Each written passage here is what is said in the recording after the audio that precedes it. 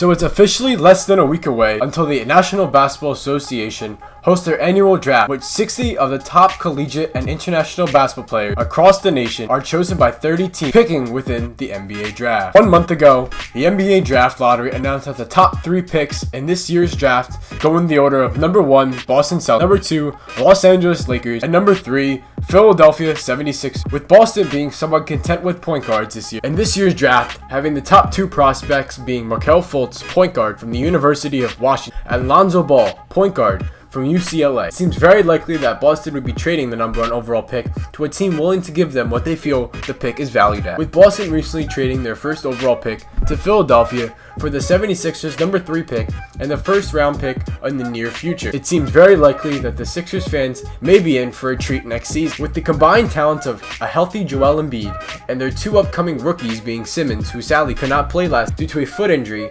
and the first overall pick most likely being Markelle Fultz. In college, Fultz averaged 23.2 points per game, 5.7 rebounds per game, and 5.9 assists per game. While many people doubted Fultz's leadership and his ability to make his team better due to Washington not participating in the March Madness tournament. Either way, Fultz is undoubtedly a talent waiting to blossom in the NBA. Cannot forget about the other 2 players in the 76ers soon-to-be Big 3, being Simmons and Embiid. Simmons averaged 19.2 points per game, 11.8 rebounds per game, 4.8 assists per game in his time at LSU, while the main monster of this 3-headed dragon being Joel the Process Embiid, who in just 25.4 minutes per game, he averaged a astounding 20.2 points per game, 7.8 rebounds per game, 2.1 assists per game, 0.9 steals per game, and 2.5 blocks per game.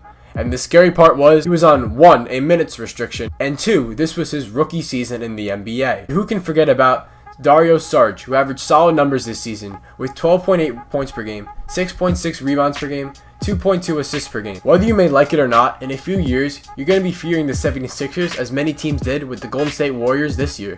Forget about joining a super team. Philadelphia is actually in the process of making one right from scratch at this moment.